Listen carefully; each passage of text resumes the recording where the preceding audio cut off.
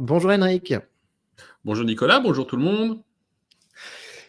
Henrik, je suis ravi de te recevoir sur ce 67e épisode de Comptoiria. Donc, Henrik, tu es directeur pour l'initiative nationale et l'impact social sur l'intelligence artificielle chez Microsoft. Donc, bienvenue, invité prestigieux. On est trop content que tu sois là. Merci, ravi d'être avec vous et merci de m'accueillir. Est-ce que tu peux nous en dire un petit peu plus sur ce que tu fais chez Microsoft, Henrik? Et je crois que tu y es depuis quelques années en plus de ça. Oui, j'ai fêté ma 15e année chez Microsoft le 1er décembre 2023, donc ça fait quelques temps. Et aujourd'hui, je suis directeur de l'IA au niveau national, des initiatives nationales et de l'impact positif. Autrement dit, je porte un plan stratégique qui a pour ambition de mettre en place des grandes initiatives pour accélérer l'adoption de l'intelligence artificielle, mais asseoir son impact positif. Ça veut dire contribuer aux enjeux liés aux compétences, liés à l'emploi, aux enjeux de société, que ce soit la diversité, l'inclusion, les sujets environnementaux, le travail avec les associations, les startups à impact, et puis bien entendu le sujet de l'IA responsable. Excellent. Donc, des sujets éminemment importants, surtout aujourd'hui, depuis cette accélération sur l'IA générative. Donc, un entretien qui s'annonce fascinant. Henrik, est-ce que tu peux me dire ce qui se passe pour toi dans l'IA générative, et là, en particulier depuis 1 an et demi, grosso modo, et on reviendra ensuite après sur l'historique que tu connais. D'accord, en fait, on vient de vivre une accélération fulgurante. C'est quoi? C'est 18, 24 derniers mois. Euh, on va dire qu'on a vécu l'équivalent de plus de 25 ans de loi de Moore, mais en 24 mois. Si on regarde, si on se met à la fin des années 90, début des années 2000, et on essaye de se rappeler à quoi ressemblaient les téléphones portables, hein, les Nokia et autres, les consoles de jeux de l'époque ou les ordinateurs de l'époque, et on regarde ce qu'on a maintenant. Voilà, ça c'est 25 ans de loi de Moore. Dans le domaine de l'intelligence artificielle, avec l'accélération des modèles d'IA et de l'arrivée de ces modèles fondation et des LLM, on vient de le vivre en version accélérée en 24 mois. Et le chiffre qui est encore plus incroyable, ça c'est l'évolution de la technologie. Alors, juste pour celles et ceux qui ne seraient pas familiers, la loi de Moore, c'est juste le fait que tous les 2 ans, la capacité des puces double. Là, ce qui s'est passé, c'est tous les ans, le nombre de paramètres dans les modèles d'intelligence artificielle ont été multipliés par 10. Hein. C'est juste pour vous donner un ordre de grandeur. Et le nombre de paramètres, ça veut dire que ils sont capables de faire de plus en plus de choses, on va dire. Voilà, je vulgarise à l'extrême, mais voilà. La chose qui est aussi intéressante, c'est la démocratisation et l'accélération de cette démocratisation qui a eu lieu en parallèle. Le chiffre qui est impressionnant, c'est 100 millions d'utilisateurs de ChatGPT en uniquement 2 mois. Bien sûr. Donc, on parle d'accélération. Tu nous parles de la loi de Moore, qui est déjà une exponentielle. Donc là, on a l'impression d'être sur une exponentielle qui s'accélère. Et en effet, comme tu le dis, ce qui est fou, c'est ces 100 millions d'utilisateurs en 2 mois. Donc, sur un produit, un produit qui au final parle au plus grand nombre et qui a été adopté hyper rapidement. Donc, on a vu ChatGPT, mais il y a Midjourney, Copilot. On parle de vraie révolution. On parle de révolution parce qu'il y a 2 choses. Je pense qu'il y a une évolution technologique, mais on a une révolution dans les potentiels usages et dans l'adoption, et on va avoir une révolution dans les organisations, dans les entreprises. Moi, j'ai envie de prendre un parallèle avec la sortie de l'iPhone. Quand l'iPhone est arrivé, même si les smartphones existaient déjà, ce qu'on a vu, c'est un phénomène que tout le monde a appelé la consumérisation de l'IT, c'est-à-dire le consommateur qui a des usages, et notamment avec les smartphones et les apps, les fameuses apps, qu'il adopte très rapidement, et il veut retrouver la même chose dans l'entreprise. Et ce qui est en train Mmh. de se passer, c'est qu'on a l'IA générative qui est arrivée très rapidement dans les mains du grand public, on va dire, Oui.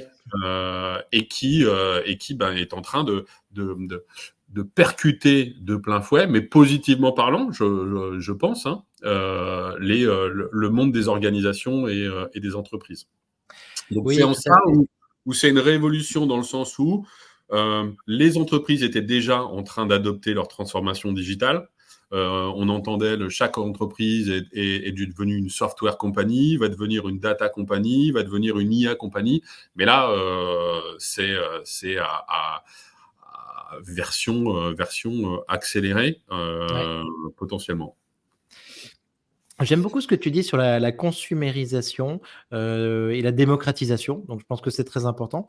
Tu as raison, on l'a vu sur, le moment iPhone, parce que c'est vrai que tu vois, à l'époque, de l'iPhone, tu sais, il y avait des téléphones, typiquement les téléphones, Vertu, des téléphones ornés de diamants qui coûtaient une fortune, des téléphones plus ou moins puissants, et après on s'est retrouvés tous en fait, grosso modo, avec un iPhone ou un smartphone qui au final, on a le même téléphone que celui que n'importe quelle star ou n'importe quel président va avoir.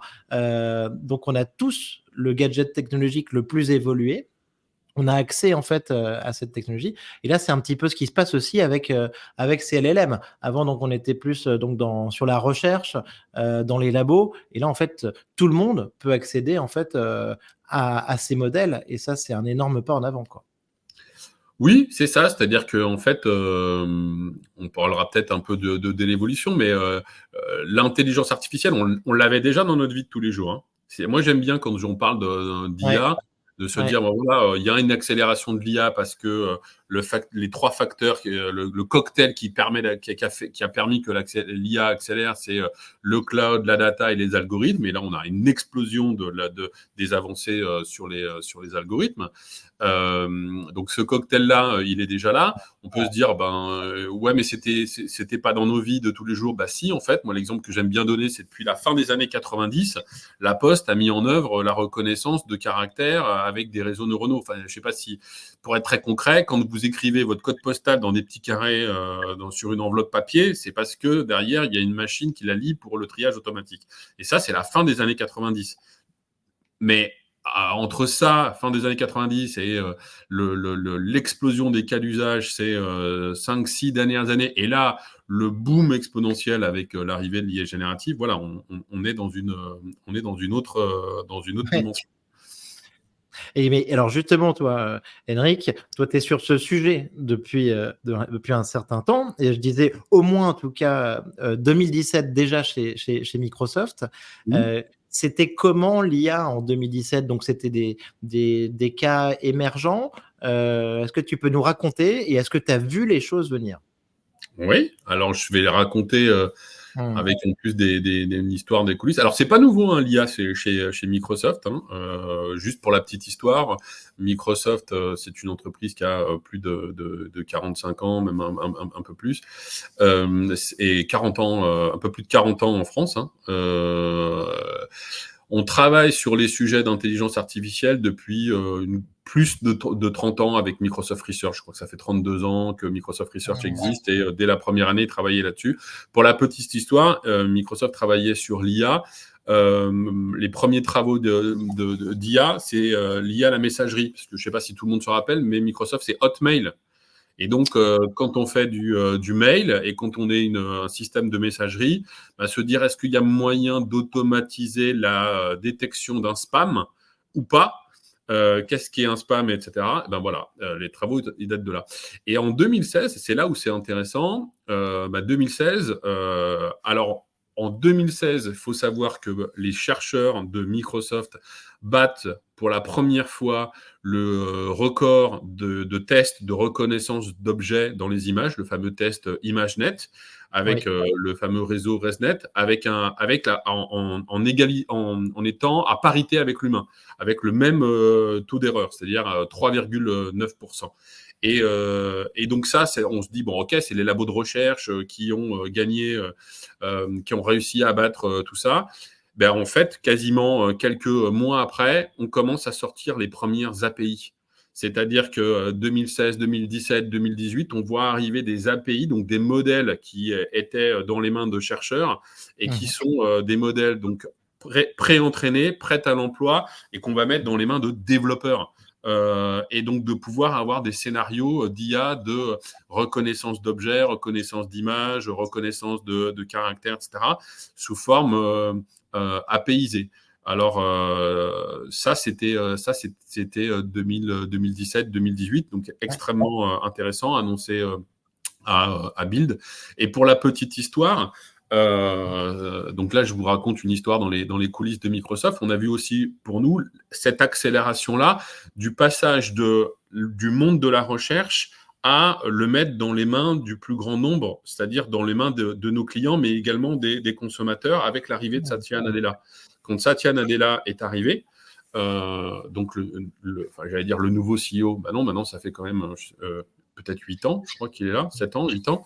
Quand il est arrivé, la première chose qu'il a déclaré, c'est qu'effectivement, Microsoft devait redevenir une boîte d'innovation, que notre secteur d'activité ne respectait que l'innovation et pas le passé.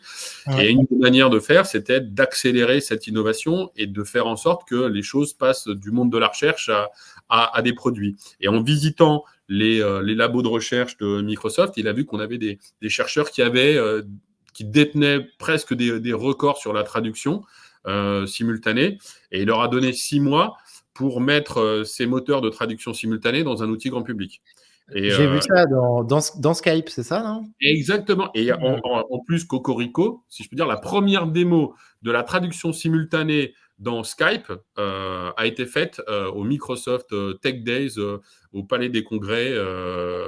Je ne sais plus quand est-ce que tu es, je crois que c'est 2017. Mais attends, mais ça, Henrik, j'adore. Mais donc on parle vraiment de traduction simultanée. Ouais. Donc attends, là on parle de Star Trek, hein, on est d'accord. Hein, je te parle en français et toi par exemple, on va dire que tu es américain, tu m'entends en anglais de l'autre côté, quoi. Enfin, ouais. Alors, écoute, extraordinaire. Mais alors pourquoi est-ce qu'on n'a pas ça aujourd'hui? Ben si, on l'a depuis cette année-là. Je ne veux pas dire de bêtises, je crois que c'est 2018. On l'a à cette époque-là, quand c'est sorti, on l'a en 9 langues.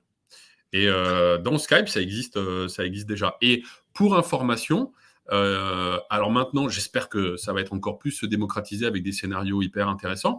Vous n'avez peut-être pas suivi, mais au CES, non pas au CES, pardon, au Mobile World Congress là, de Barcelone, donc il y a quelques semaines de ça, nos équipes opérateurs ont fait une démonstration. On peut greffer ce service de traduction simultanée directement dans le réseau de l'opérateur. Et donc, aujourd'hui, imaginons que moi, je suis étranger, je ne parle pas bien français, je prends un abonnement auprès de mon opérateur de traducteur simultané, et là, on échange en temps réel avec quelqu'un qui traduit du français à ma langue et de ma langue au français pour toi, depuis une simple conversation téléphonique intégrée dans son système opérateur. Excellent. Donc, je pense qu'on peut espérer avoir ces fonctionnalités dans Teams aussi, un de ces quatre, quoi. Enfin, en fait. Écoute, oui, en tout cas, c'est déjà capable de le faire sous forme de transcript et autres, d'emploi, etc. Donc, en vocal, je pense que voilà. Écoute, moi je trouve que ce sont des cas extraordinaires, en tout cas qui seront très importants aussi, je pense, pour sensibiliser le grand public encore plus à l'IA. Henrik, toi, l'outil d'IA que tu utilises le plus, c'est quoi? Moi, je jongle avec pas mal d'outils. Alors, je suis un peu biaisé parce que j'ai beaucoup joué avec ChatGPT. D'ailleurs, je l'utilise aussi encore pour certains sujets, notamment parce qu'il y a des GPTs qui sont assez intéressants. Et Copilot, j'utilise beaucoup Copilot version gratuite, grand public, à titre perso, à titre pro dans sa version entreprise avec les données, comme ça je peux utiliser les données de l'entreprise de manière fermée et sans que ça sorte. Et puis Copilot dans M365, beaucoup dans Teams.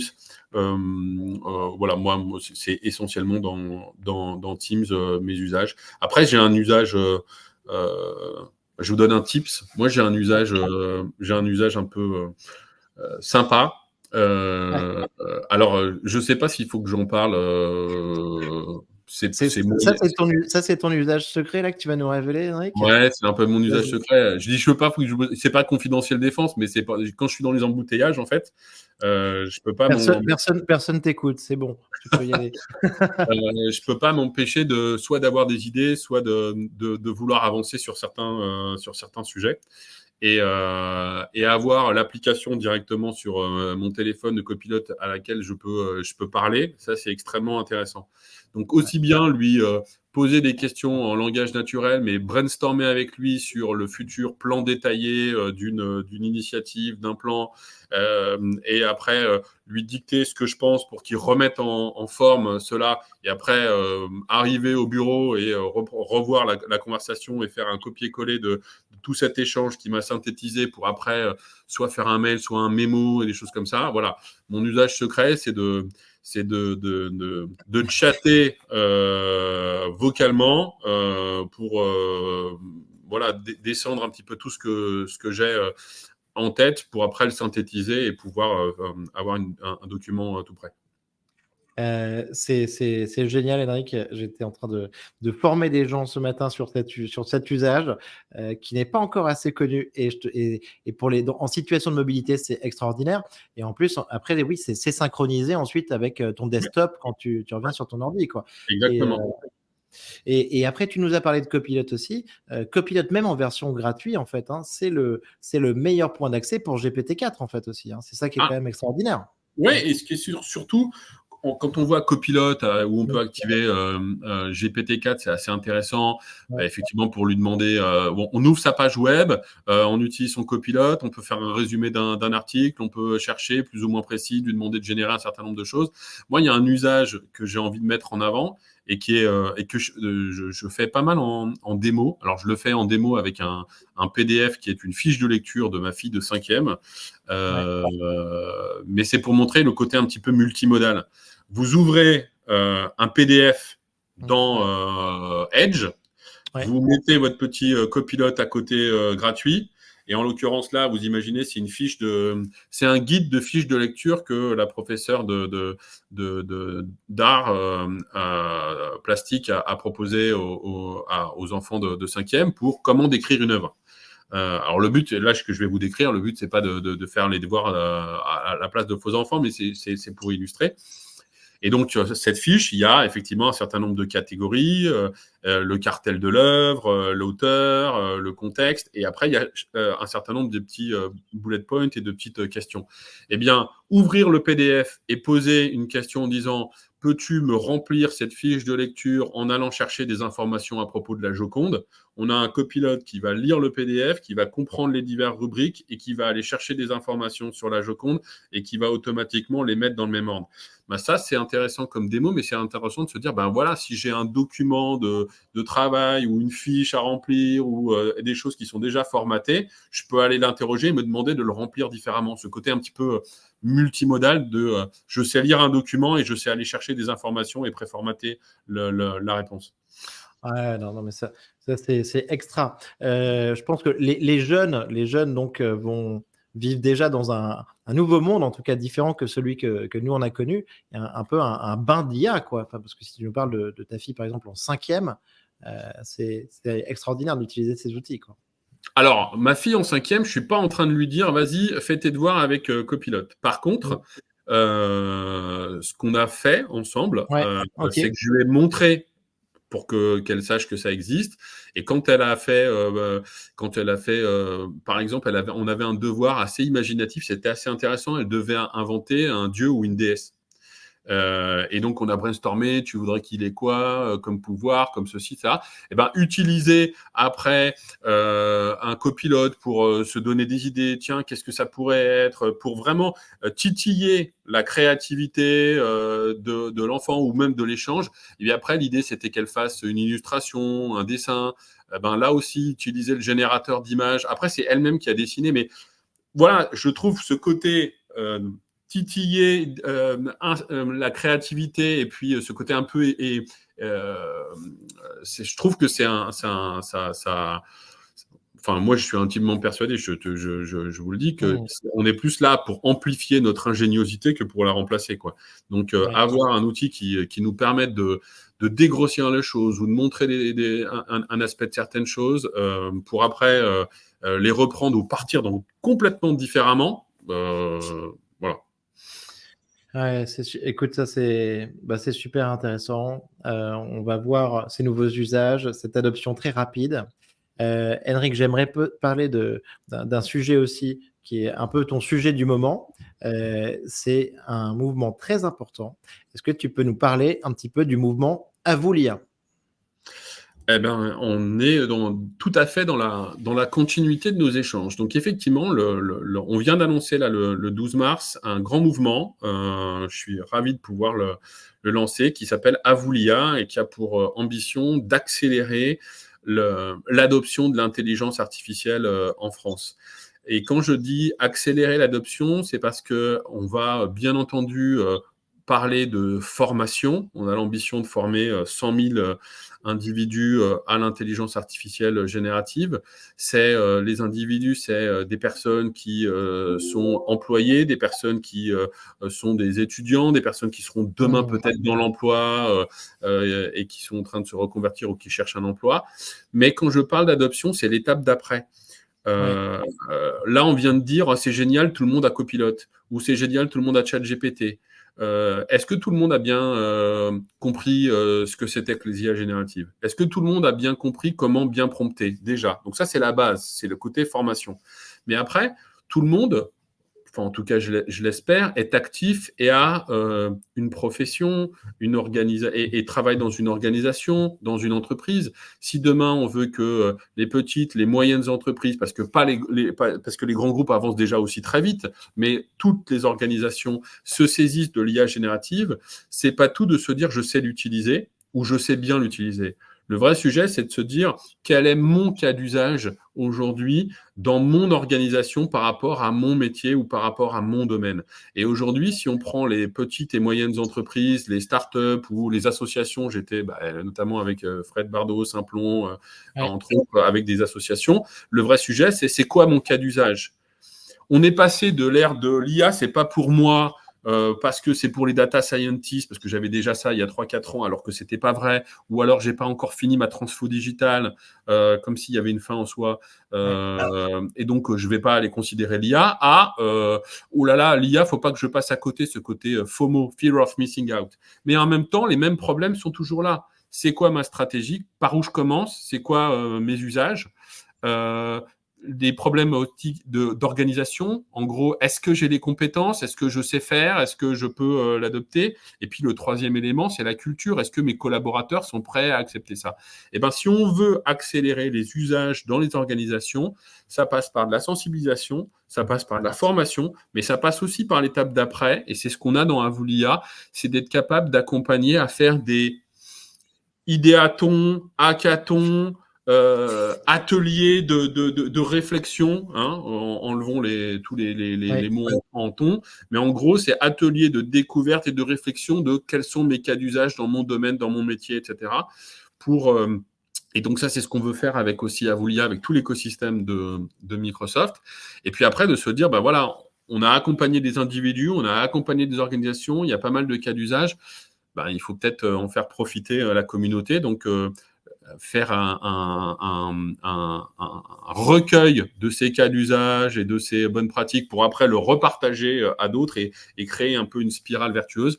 C'est toute l'ambition qu'on a avec Avulia et tout l'écosystème et le mouvement qu'on essaye de lancer au niveau national. Écoute, c'est génial. Je pense qu'on en a énormément besoin parce que ce qu'on dit, c'est qu'en effet, il y a une accélération incroyable sur l'IA. On parlait des 100 millions d'utilisateurs de ChatGPT en 2 mois. Le danger, en fait, c'est que l'adoption ne suive pas parce que ça va très, très vite et qu'on est sur de l'exponentiel. Donc, je pense qu'il faut tout mettre en œuvre. Et tu as raison là-dessus, c'est un système complet, un écosystème. Et oui, oui, je trouve ça super ce que tu dis.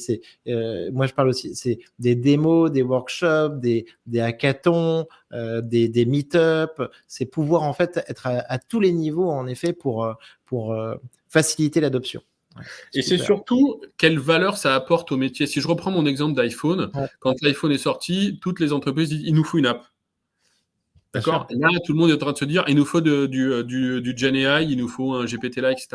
Le vrai sujet, c'est pas de se dire il faut qu'on adopte cette techno par la techno. Le vrai sujet, c'est de se dire quelle valeur je veux en tirer dans mon métier. Est-ce que c'est parce que je veux améliorer l'expérience pour mes employés, leur donner des outils pour être plus productifs, pour faciliter leur vie de tous les jours et leur travail? Est-ce que c'est parce que je veux améliorer l'expérience de mes usagers, de mes clients, leur offrir de meilleurs services? Est-ce que j'ai besoin de transformer mes processus ou inventer des nouveaux services et des nouveaux business models? C'est ça le vrai sujet, c'est de commencer par la valeur, et dit autrement par le caillou dans la chaussure qu'on a peut-être et qu'on voudrait enlever, et après se dire comment l'IA générative peut m'aider. Et donc, avoir cette démarche par effectivement cette réflexion et au travers des cas d'usage, c'est clairement ça l'enjeu. Justement, d'accompagner ce phénomène un peu d'adoption qui est encore plus poussé par la consumérisation. Ouais, ouais, non. Écoute, ça, c'est top. Moi, ce que j'adore aussi dans ce mouvement Avolia, c'est aussi l'ambition que vous avez, parce que tu parles quand même de 100 000 Français. J'en avais parlé donc avec Frédéric, avec Simplon, avec Meta. On Oui, parlait bien sûr. d'accompagner 30 000 Français. Donc moi, c'est ce que je fais aussi ici avec le podcast, en essayant de toucher un maximum de Français, de démocratiser. Je pense que c'est ce que vient de dire Macron, le président aussi, Emmanuel Macron, sur la France qui veut être leader et qui a sur l'intelligence artificielle et qui a énormément d'ambition, hein, suite au rapport qui est sorti là par le comité interministériel. Et donc c'est très important d'avoir une telle ambition. Et là-dessus, 100 000 Français, bravo. Et c'est ce dont on a besoin pour l'avenir, quoi. Ouais.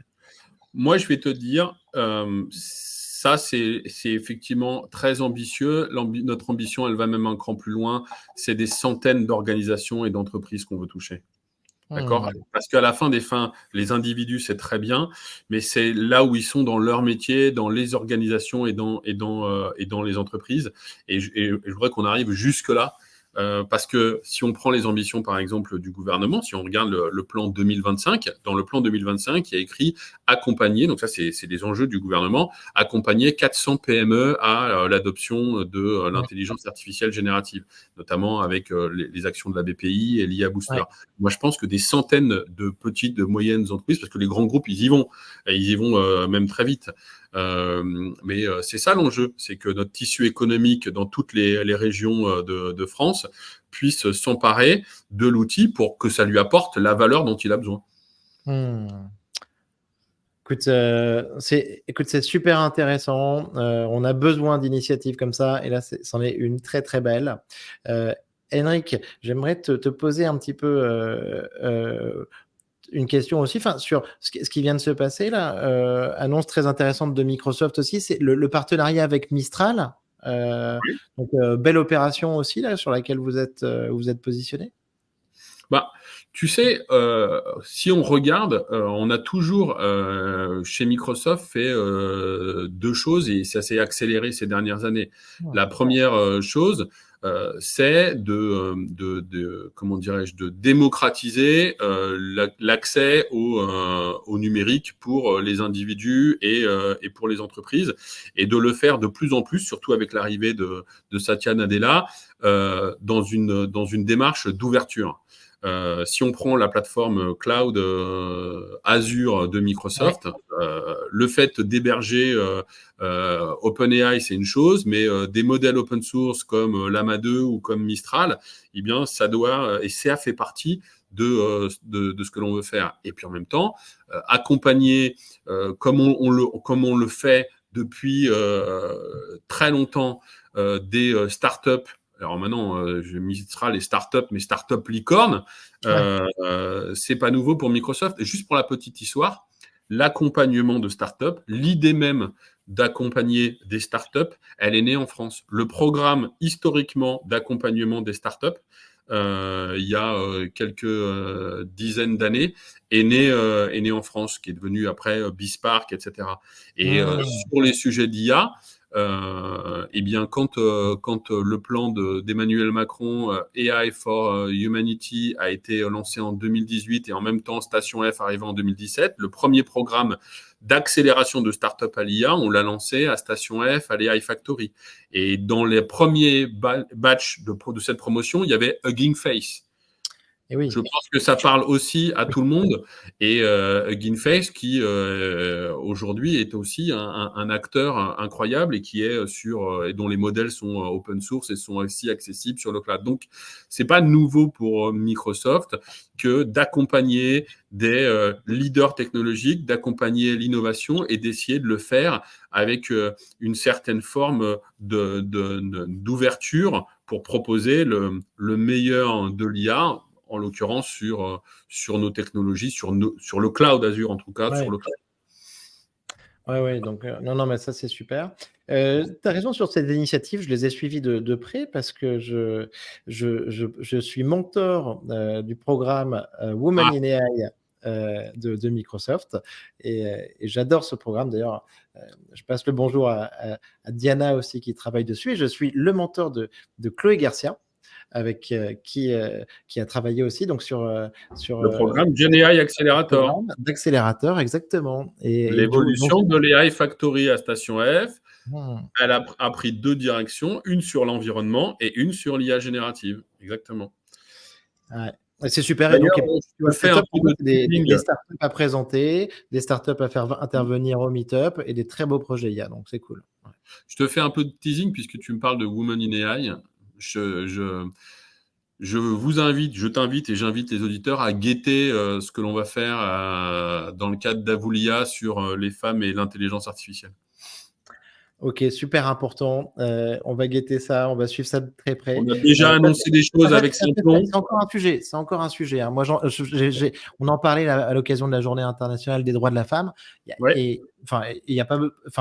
C'était une bonne occasion, mais on peut se le dire tous les jours, il n'y a pas encore assez de femmes sur le sujet IA générative. On a déjà plus qu'avancé sur le sujet avec, en l'occurrence, Simplon. On reviendra peut-être sur ce beau programme qu'on a lancé il y a 5 ans avec les écoles IA by Simplon, où on a créé avec Simplon un diplôme, développeur en intelligence artificielle, reconnu RNCP, l'équivalent d'un bac+3. C'est-à-dire qu'à l'époque, tout le monde pensait data scientist, et on a créé développeur en intelligence artificielle et avec aujourd'hui presque 2000 jobs qui ont été créés, des personnes qui ont trouvé des vocations avec plus de 30% de femmes et un taux de sortie positive à 98%. On lance là avec Simplon une initiative justement pour donner envie aux femmes de se lancer dans la formation et dans les métiers de l'IA, et je trouve que le nom est juste... il porte très bien son nom, Génial. Génial, voilà, vous avez compris le jeu de mots. Ça, c'est un système de bootcamp qu'on lance avec Simplon. Et on a d'autres opérations dans cette dimension-là parce que le numérique, et en l'occurrence l'IA, est une opportunité pour tout à chacun.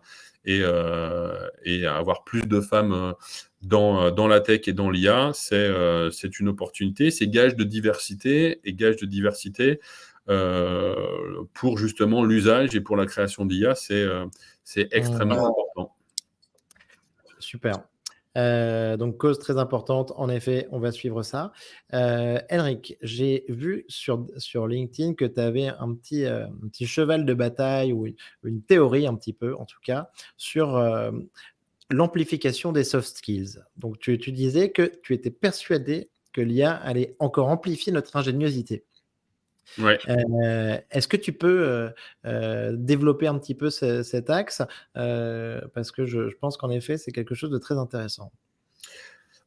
c'est une conviction de Microsoft. Il y a 8 ans, enfin il y a 8 ans, pardon, en 2018, quand on a commencé à vraiment mettre en avant l'IA, on le disait déjà, on est persuadé que l'intelligence artificielle va amplifier l'ingéniosité humaine. Et moi, je trouve que ça s'accélère et que c'est encore plus vrai. Qu'est-ce que ça veut dire? Et vous ferez attention qu'on ne parle pas d'augmentation. Moi, je ne suis pas fan du tout de ce terme homme augmenté. Voilà. Et pourquoi amplifier l'ingéniosité humaine? Qu'est-ce qui fait de nous des hommes? Ce qui fait de nous des hommes, c'est justement notre ingéniosité, c'est notre créativité, c'est notre empathie, c'est notre vision stratégique, c'est aussi notre capacité à collaborer, à avoir une certaine forme de vision stratégique, de vision transversale. Et si aujourd'hui, dans toutes nos professions, on a effectivement un outil aussi puissant que l'intelligence artificielle générative, c'est extrêmement bien, mais ça va encore plus nous demander de travailler sur les... D'abord, ça n'enlève rien à notre expertise, au contraire. Je suis intimement persuadé qu'il faut qu'on garde notre expertise et que ça va être encore plus critique pour être capable de challenger les potentielles hallucinations et autres. Par contre, c'est bien parce qu'on va se faire dégrossir le travail, ou alors on va avoir un petit coach pour aiguiser sa créativité. Donc notre esprit critique, notre expertise et notre esprit critique seront toujours nécessaires plus que jamais.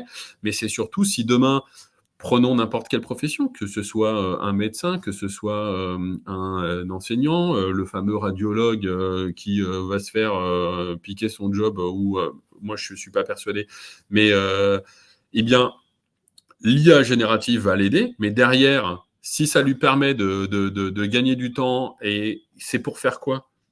C'est pour passer certainement plus de temps avec son patient, pour pouvoir avoir plus de transversalité dans nos échanges, pouvoir encore plus aiguiser notre créativité et donc notre ingéniosité. Moi, je pense que dans l'évolution des métiers, il y avait une étude qui a été sortie, j'aimerais bien voir, c'est une étude de McKinsey qui était sortie en 2019, qui disait que avec l'arrivée de l'IA et de l'automatisation, à plus de 60%, les skills qui seraient attendus, c'est des skills tech.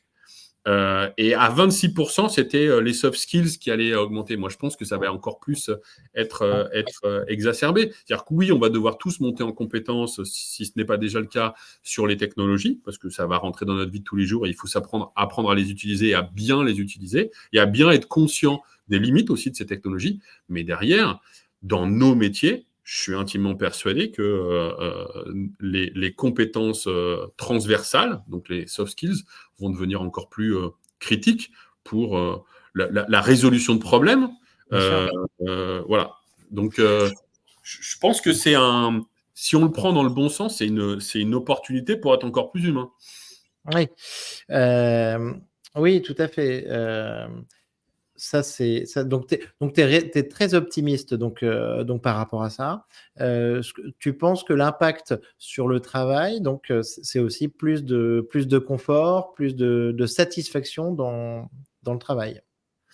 Bah, je suis optimiste. Après, moi, j'ai un biais, pas parce que je travaille chez Microsoft, et parce que moi, j'ai tendance à voir, voilà, c'est ma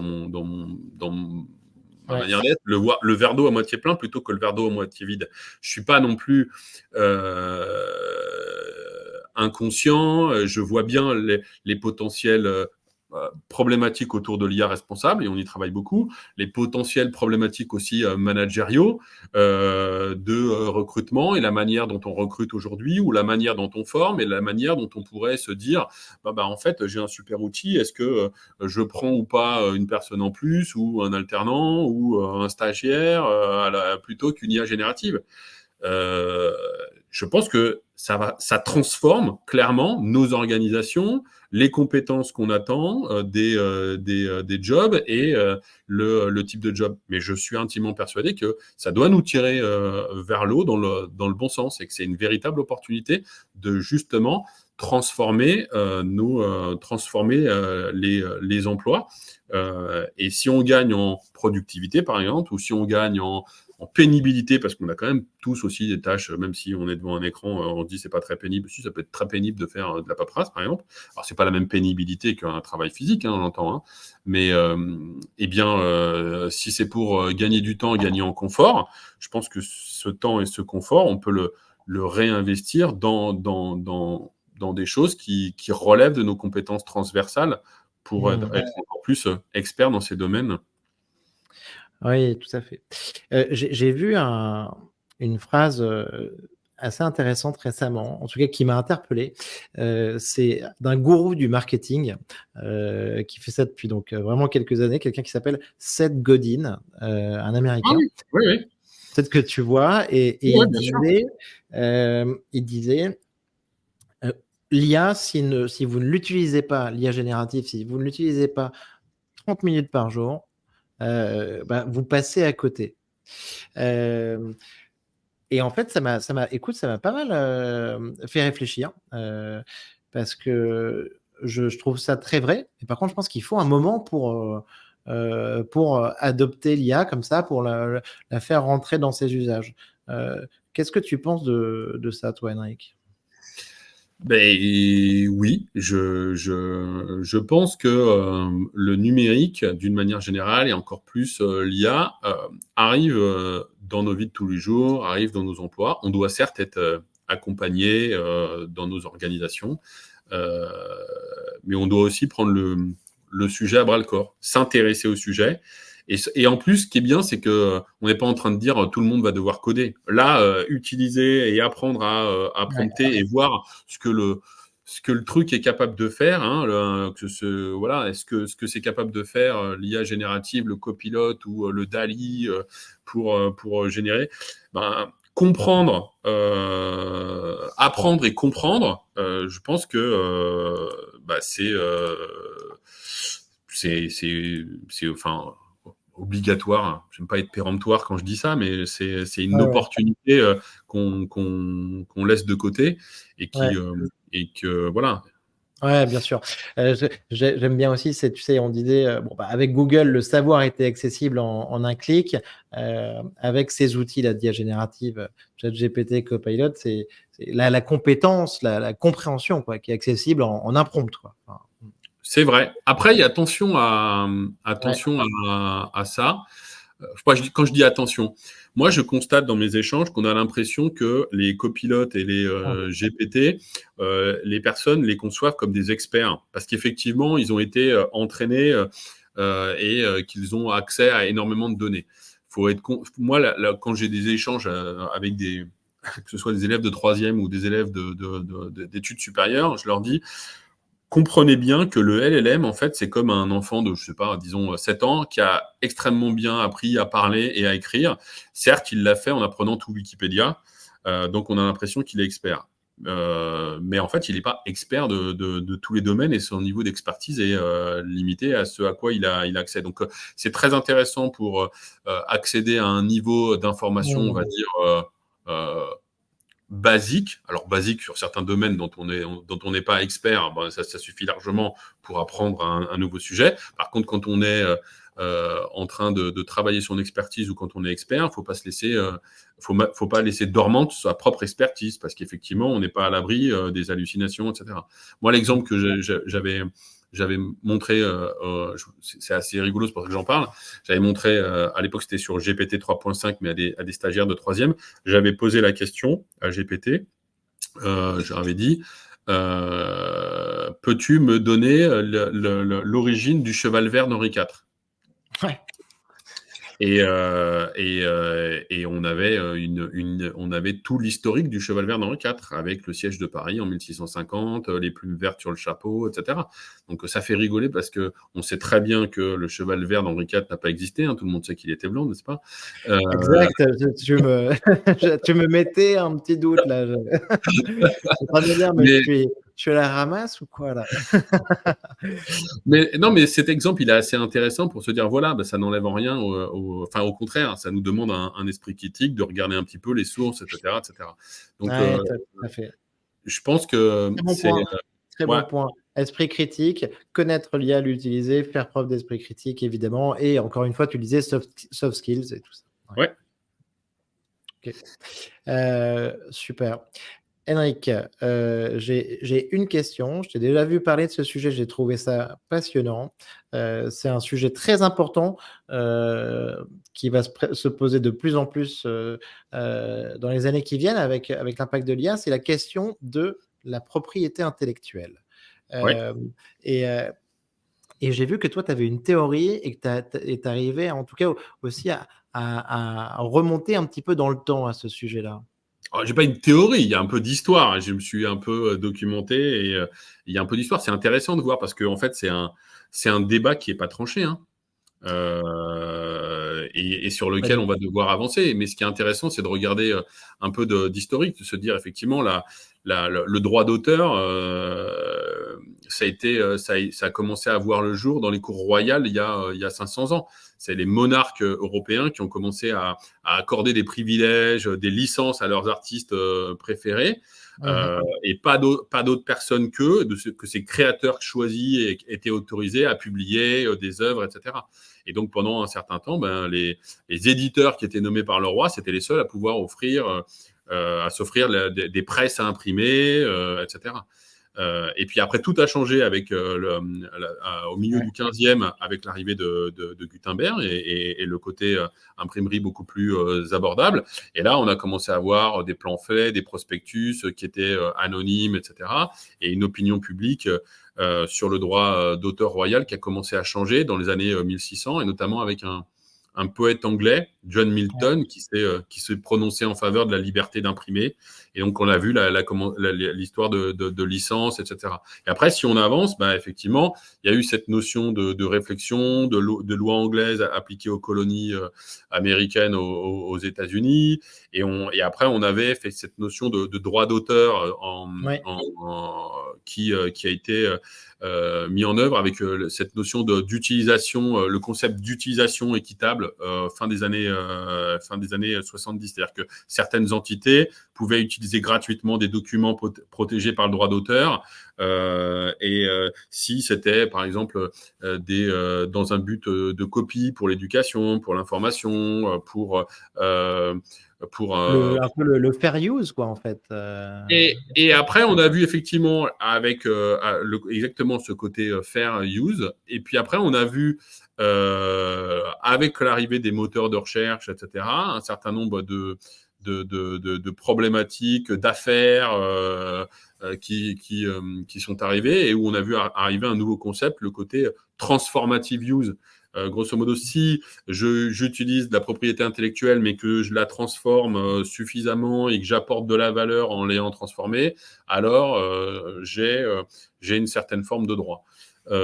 Et là où ben, on est en plein dans ce ouais. passage où ben, on va effectivement générer à partir de données de la propriété intellectuelle, et on a euh, pas encore toutes les réglementations qui sont en place. On a pris les devants d'ailleurs OK. côté OK, Microsoft. ouais. Mmh. Donc je rassure toutes les auditrices ou les auditeurs du podcast que si, donc vous regarderez, ça s'appelle les copyright commitment chez Microsoft. Si vous utilisez des outils comme Copilot ou Azure OpenAI, et que vous n'avez pas désactiver les filtres qui sont par défaut, etc., et que vous n'avez pas pris des documents avec de la propriété intellectuelle pour en générer un autre, donc vous Ouais. avez un usage, on va dire, normal, Mmh. tout ce que vous pourrez générer. Si jamais quelqu'un vous attaquait sur ce sujet-là, on le prendrait à notre charge. Microsoft s'engage à le prendre à notre charge parce qu'on est suffisamment confiant sur la manière dont on a paramétré les choses et les algorithmes, etc. Donc, vous pouvez être, Mmh. vous êtes propriétaire de votre propriété intellectuelle générée, votre image pour votre campagne ou autre, si tant est que vous avez bien respecté un certain nombre de choses. Ah ouais. Bah, écoute, ça c'est hyper important. Je pense qu'il y en a beaucoup qui sont rassurés et par rapport à ça, aujourd'hui donc il y a aussi, une norme là en fait. Donc Ah, ouais. c'est C2PA là, c'est 2PA, donc les coalition pour la provenance des contenus et l'authenticité. Ouais. Donc je crois que ça c'est très intéressant. Il y a Microsoft, OpenAI, Meta, Google, Adobe, BBC, Sony. Moi j'ai un copain qui a travaillé, qui est chercheur, qui a fait de la recherche dessus avec Digimarc. On parle donc d'un marquage en fait par les plateformes des images en fait des contenus générés. C'est exactement ça. Alors, pour expliquer, la petite, c'était un projet à la fois de recherche côté Microsoft qui s'appelait Project Origins et puis des actions qu'avait aussi la BBC et aussi Adobe qui travaillait là-dessus et qui tout ça s'est mis ensemble pour se dire il faut qu'on crée une norme un peu de, je sais pas si on va dire de filigrane, on dit de watermarking, un peu de marquage des contenus générés, donc les contenus vidéo, les contenus images, ça peut être aussi des contenus sonores ou ça peut être des documents. Malheureusement, on n'a pas encore la technologie pour le texte, mais des documents, on va dire, voilà. Et être capable de marquer ces documents, donc d'élaborer une norme pour les marquer et de savoir s'ils n'ont pas été transformés au cours de leur vie. Et cette norme portée par cette coalition, bah maintenant, il y a quasiment tous les acteurs de la tech. Il y a plein d'autres acteurs qui créent du contenu. En France, par exemple, on a Publicis qui a rejoint, mais on a d'autres acteurs qui sont aussi en train de rejoindre. Donc, c'est une coalition et qui a vraiment vocation à faire en sorte que cette norme soit adoptée et qu'on puisse, en tant que créateur de contenu, d'images, etc., l'utiliser et qu'il y a peut-être un petit i d'information quand on va recevoir le contenu, on pourra regarder s'il a été transformé ou pas, ou si ça y est, et si ça y est pas, c'est que potentiellement ça a pu être généré par une IA générative et pas ou alors si ça a été généré par une image générative, en tout cas on a l'origine et après je sais pas, c'est une boîte de prod qui l'a généré, etc. Mais au Ouais. moins on a la traçabilité de tout ça. Alors ça suffira pas forcément parce que il faut rajouter d'autres technologies pour éviter un certain nombre de choses, mais c'est une très belle avancée dans ce domaine-là, que de voir, une norme et deux, une coalition d'acteurs. Et j'espère qu'on aura même des outils, pourquoi pas, de détection au niveau du grand public, de pouvoir se dire, voilà, on a reçu une image, on a reçu un document, on est capable de dire c'est un fake ou c'est pas un fake. Ce qui existe déjà sur les informations un petit peu. Je ne sais pas si vous utilisez, il y a une fonctionnalité qui est intéressante, c'est NewsGuard, qui est pas mal. Et au passage, si vous utilisez dans Edge ou dans Chrome le petit plugin, vous pouvez voir quand au moment où vous avez dans votre moteur de recherche une suggestion d'information, vous voyez si elle est à 100% fiable ou pas avec la petite information NewsGuard. Là, j'espère qu'on aura la même chose sur les contenus, images, vidéos, etc. très, très prochainement grâce à cette initiative. Ok, écoute, on va en avoir grandement besoin vu la quantité de contenu généré, les enjeux des élections dans le monde entier, aux États-Unis, mais pas que, sur 2024. Et après, je pense que ça va dans le sens de l'AI Act aussi, donc des bonnes initiatives. Henrik, pour toi, donc l'IA générative, c'est aussi synonyme de possibilités, de grandes découvertes dans les années qui viennent? Je pense que la chose qu'on n'a pas encore vue complètement atterrir dans l'entièreté de ses possibilités, c'est le côté multimodal. Quand je dis multimodal, je ne sais pas si tout le monde le sait, mais ces fameux modèles fondations qui ont donné lieu, donc les transformers modèles, mais ces modèles fondations qui ont donné lieu à ces modèles de langage, ces grands modèles de langage, fameux LLM, en fait, ils ont été entraînés avec des données de plein de choses. C'est-à-dire autant, par exemple, pour reprendre notre histoire, et ça bouclera la boucle avec notre début de la conversation, autant en 2016, 2017, la manière dont on fonctionnait, c'est qu'on entraînait un modèle avec des données pour d'images, et on avait un modèle qui reconnaissait des choses dans les images. Ensuite, un modèle de compréhension du langage avec des données pour le lié au langage, etc. Là, on a pris plein de données de formats différents, de modèles différents. On a fait un énorme modèle et c'est capable de jouer avec des images, du texte, de la voix, etc., etc. Et donc, de générer un peu tout ça. Et on peut après les hyper spécialiser. Moi, je pense que on va voir arriver des choses de plus en plus multimodales qui vont mélanger du texte, de la voix, de la vidéo, du son et que, enfin voilà, je pense qu'on n'a pas encore tous les scénarios d'IA génératifs qui sont atterris. Et après, ce qu'on va aussi voir très certainement arriver, c'est des plus petits modèles. Si vous suivez les annonces, notamment par exemple côté Microsoft, ce qu'on appelle les SLM, les Small Language Models. Autant GPT 3.5, je crois que c'est public, c'était 175 milliards de paramètres. Autant GPT-4, je crois que ça n'a pas été publié, mais on parle de plusieurs centaines de milliards de paramètres. On peut imaginer que c'est plusieurs centaines du type 700, 800, 900 milliards, puisque des modèles à peu près similaires comme chez Microsoft, comme Turing NLG, c'était 500 et quelques milliards. Donc voilà. Et là, on est en train de voir des modèles arriver. C'est des projets comme Orca 2, comme Phi 2 chez Microsoft, qui sont des modèles d'ailleurs mis en open source. Qui font 1 milliard de paramètres. Il y en a aussi chez Mistral. Et donc, c'est 1 milliard de paramètres. Donc, le modèle, il est plus petit. Alors, on se dit, OK, mais moi, ça ne me parle pas de ces paramètres. En fait, comme il est plus petit, il est un petit peu moins gourmand. Et comme il est un peu moins gourmand, il peut tourner en local. C'est-à-dire, on ne va pas pouvoir avoir ces modèles qui tournent en local sur son PC, peut-être demain, un jour, sur son téléphone, qui sait. Et donc de pouvoir accéder à cette IA générative localement sans avoir besoin de passer par le cloud.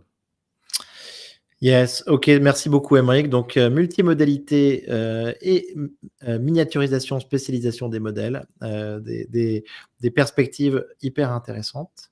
La dernière question Aymeric, est-ce que tu as un livre ou un film de science-fiction à nous recommander? Waouh! Alors moi, je vais pas être très original. Moi, j'ai été bercé par Star Wars, donc voilà. Maintenant, peut-être un domaine de science-fiction qui est un peu moins connu et qui a fait un bid au cinéma. Je crois que c'est le plus gros four cinématographique de l'histoire du cinéma, je pense. Et moi, j'ai eu la chance de découvrir ces livres quand j'étais assez jeune, quand j'avais 9-10 ans. L'auteur s'appelle Edgar Rice Burroughs, c'est lui qui a inventé Tarzan. C'est lui qui a inventé aussi une série qui s'appelle Pellucidar, ça se passe sous terre, mais c'est lui qui a inventé John Carter. Alors ça n'a rien à voir avec l'IA, etc. C'est l'histoire d'un humain qui se retrouve sur Mars. Le film est un four. Un nanar. Ouais, mais non, mais je crois si vous regardez Yes. sur Internet, je crois que c'est le plus gros bid, enfin d'un point de vue business. Moi, j'ai bien aimé les livres. Voilà, moi j'ai bien aimé les livres. Donc, si vous ne connaissez pas John Carter, je vous invite voilà. Eh ben, très bon conseil. Merci beaucoup, Henrik. Super initiative, en tout cas, à vous, Lia, là-dessus. On va suivre de très près ce que vous allez nous présenter, ce que vous allez dérouler, ce plan de formation très ambitieux. Merci beaucoup d'avoir pris le temps de participer au podcast. C'était super intéressant. Merci beaucoup, Henrik. Et je te dis à très bientôt. Merci beaucoup, Nicolas. Et puis, à très bientôt, oui, à tout le monde. Salut, merci.